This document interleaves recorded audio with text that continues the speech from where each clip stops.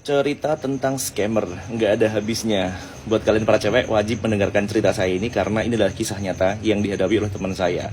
Tapi demi privasi, maka akan saya samarkan nama dan juga kotanya. Sudah siap mendengarkan? Nah, ceritanya berawal dari beberapa bulan yang lalu, teman saya, cewek, mendapatkan pesan singkat di Instagram, di inbox, diajak kenalan oleh seorang cowok Eropa. Si cowok Eropa ini meyakinkan bahwa dia adalah orang asli, dia akan datang ke Indonesia, dia suka dengan teman saya dan mungkin akan menikahi. Maka teman saya juga menanggapi dengan baik. Long short story-nya, setelah terjalin komunikasi yang sangat baik, teman saya dipercaya untuk memegang user ID dan password dari internet banking sebuah bank di luar negeri. And you know, saldonya ada sekitar 26 miliar rupiah. Lanjut part 2 nih. Kalian kaget gak kalau ada saldo 26 miliar di rekening itu? Saya kaget. Yang lebih kaget lagi adalah orang yang dipercaya, yaitu teman saya. Dia dipercaya untuk memegang rekening internet banking yang ada saldonya sebesar 26 miliar. Setelah dipercaya seperti itu, teman saya mau dong ya diajak pacaran, hubungannya lebih serius lagi, setiap hari teleponan, WA-an. Terus suatu hari si cowok Eropa ini minta tolong sama teman saya, eh, tolong dong saya ditransferin uang ke rekan bisnis saya sebesar 2 miliar gitu kan. Terus sama teman saya dibukainlah internet banking itu melalui laptop kan. Terus ditransferkan dana 2 miliar ke sebuah rekening dan berhasil. Selang 2-3 hari kayak gitu, dia diminta tolong lagi.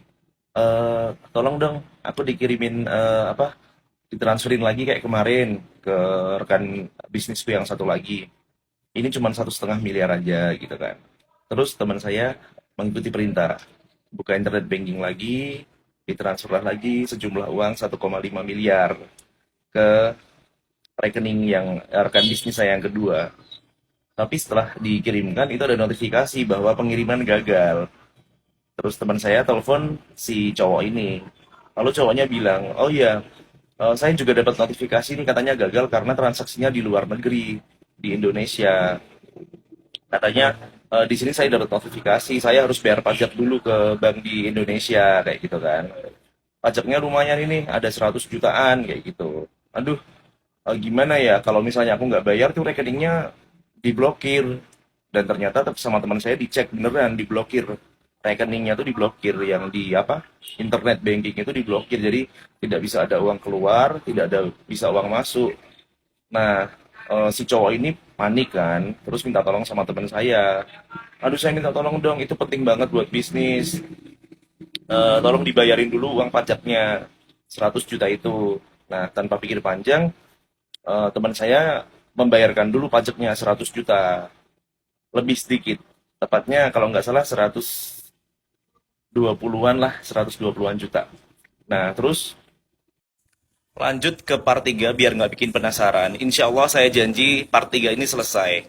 Jadi kan di komen banyak yang bilang tuh, masa dengan mudahnya transfer miliaran rupiah, emang nggak ada limitnya. Perlu diketahui, karena ceritanya memang belum selesai, jadi tolong didengarkan dulu. Sebagai seorang wanita, yaitu teman saya itu, yang mendapatkan kepercayaan dari seorang laki-laki Eropa yang kaya raya, dia tentu saja gede rasa dong, GR.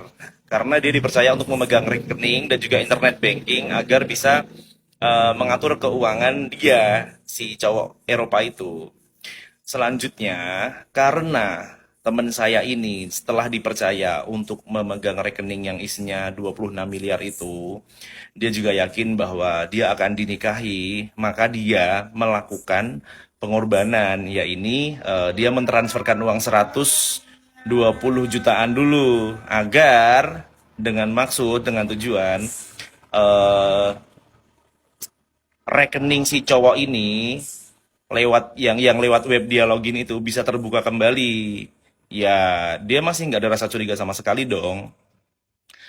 Dia curiganya setelah dia cerita ke ayahnya. Jadi ayahnya bilang, Waduh, kamu ditipu nggak tuh? Soalnya kok kamu disuruh transfer uang 100 juta, itu bukan uang yang sedikit loh, kayak gitu. Terus si teman saya ini masih tetap nggak percaya kalau ternyata itu indikasinya ke penipuan gitu loh.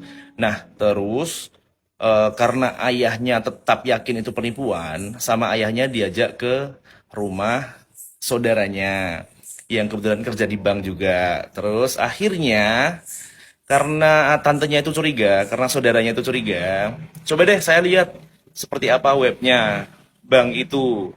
Akhirnya ditunjukin lah teman saya itu login di web, di internet banking internasionalnya itu.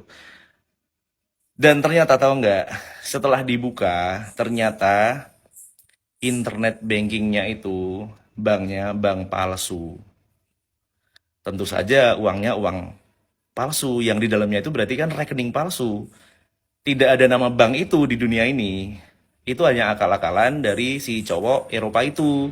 Jadi kayaknya udah profesional banget sih ini orangnya. Saya nggak tahu itu real orangnya itu orang Indonesia atau orang mana. Yang jelas mereka sangat matang merencanakan penipuan sampai membuat bank palsu, sampai membuat website palsu. Jadi tolong buat kalian sebarkan video ini, jangan sampai ada wanita atau orang Indonesia dimanapun berada, tolong sebarkan. Jangan sampai ada yang tertipu dengan modus yang seperti ini.